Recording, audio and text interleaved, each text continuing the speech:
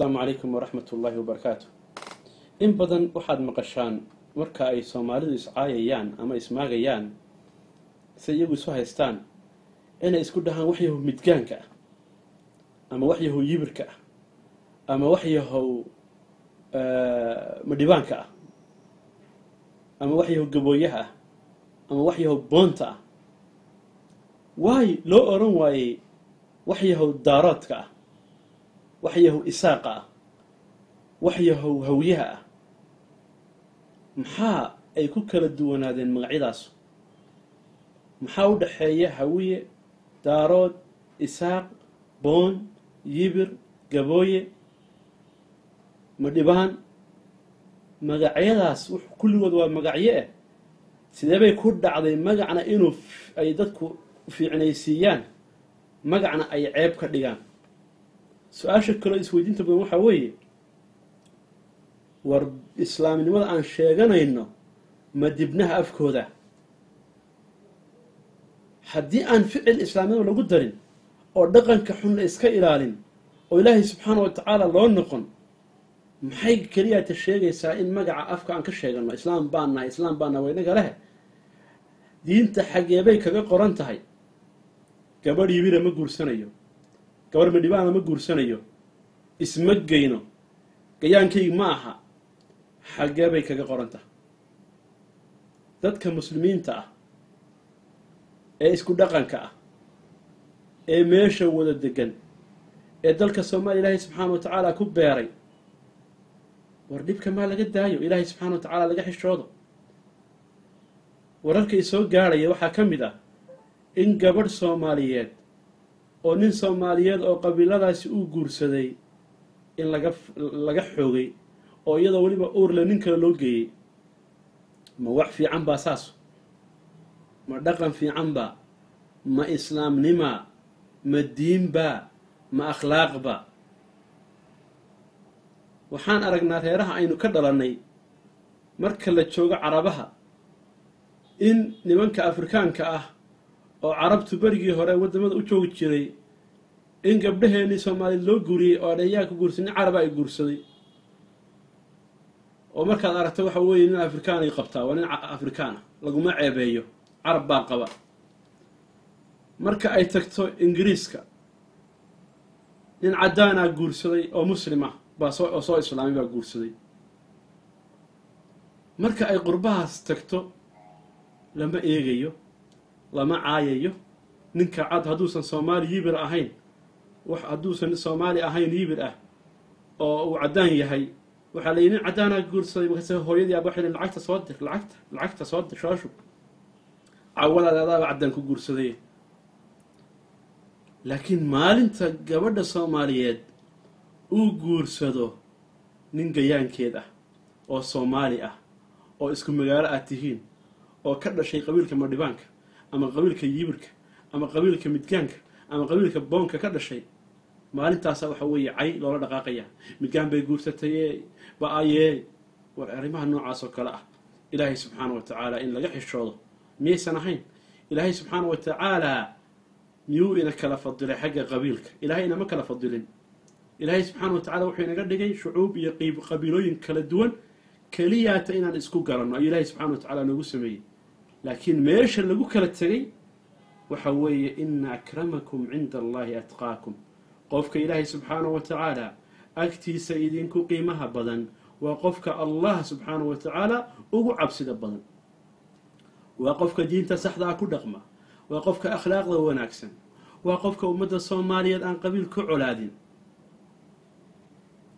لكن وحد أكسوناتان رسول كنا صلى الله عليه وسلم سو نوشاقي qofkii camalkiisu la gaabiyo in uusan nasabkiisu hormarinaynin wallahi reerahaas lacaayayo oo magacooda la xumeeyay waad u jeedaan arki maysid nin madhibaana oo wax dhibay nin madhibaana oo xoolo dhacay nin madhibaana oo wax dilay nin yibira oo meel wax ku dilay nin yibira oo guri dad leeyahay haysta arki maysid laakiin waxaad arkaysaa reer bani fulaan oo gabdhaha ku sanaya reer bani fulaan oo waxa weeye dhacaya dadka xoolahooda dhacaya reer bani fulaan oo dadka guryahooda haysta reer bani fulaan oo akhlaaq xumo sameeyey waad maqlaysaa soomaalidu isla faanfaanaysay laakiin dadka walaalaheenna ah oo sharafta iyo qiimaha badan oo ilaahay subxaanahu wa tacaala uu ka dhigay dadka inala degan in la xurmeeyo oo la xushmeeyo diintana na faraysa dhaqanka xun iyo akhlaaqda xun in la suuliyo diintana na faraysa waxaanu ka codsanaynaa ummadda soomaaliyeed culimadeeda iyo aqoon-yahankeeda iyo dadka waxgaradka ah in dhaqankaa xun sidii lagu suulin lahaa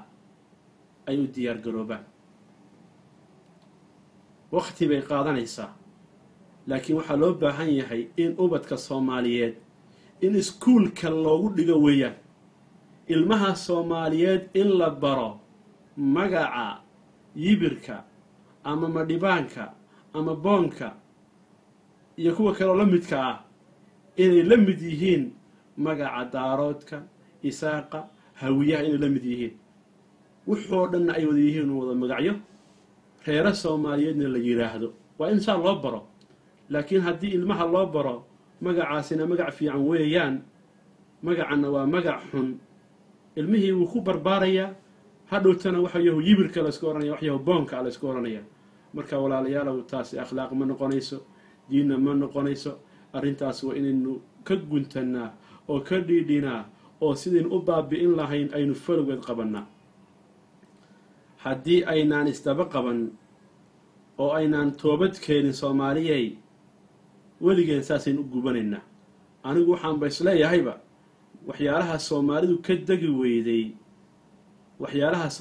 degi weyday oo aan laga hadlin waxaa ka mid a arrimahana ka mid ah ummadduna hadday dulmiga eegato waxa weeye saamayn buu ku yeeshaa mustaqbalkooda iyo nolosheeda sidaa darteed waxaa iga dardaaran ah ummaddaa walaalaheenna ah hadda ka hor nin reerkaa ka mid a qolyaha layaha yibirka oo aan saaxiib nahay ayaa baxhi maaragtay maxay tahay aan ka diyaariyey oo 2008 baan filaya inay ahayd nasabkooduba wuxuu galaybaa maxay ahayd toy qolyahan qadar haysta ayay isku nasab noqdeen marka dad innaga inaga fiican oo mararka qaarkoodba soomaali fara badan ka qurux badan xataa marka qurux xataa la fiiriyo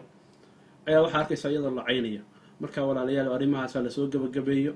buxuud fara badan ha laga sameeyo dadkaas waxa weeye walaalaheenna ah yaan lagu xadgudbin xadgudubku ma fiicna aakhira la isweydiinayaa aakhiro wixii lagu weydiinayana waa laga fogaadaa ummadda ilaahay subxaanahu wa tacaala iyadoo is cunaysa iyadoo isdilaysa iyadoo isdhacaysa ee ilaahay subxaanahu wa tacaala rasuulka calayhi salaatu wasalaam usoo diray rasuulku sala allahu calayhi wasalam ummaddii waa walaaleeyey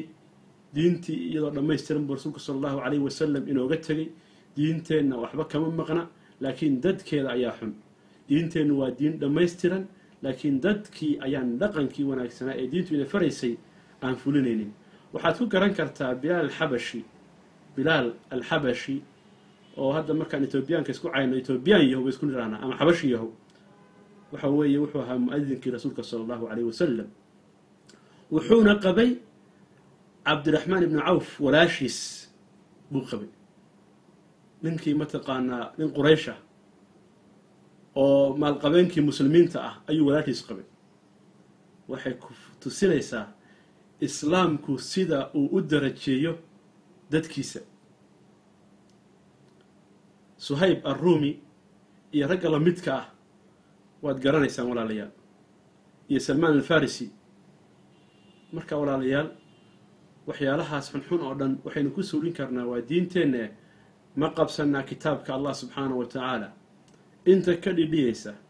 iyo inta diyaarka u ah inay qaado xamlo aynu ugu magac darayno la dagaalanka takoorka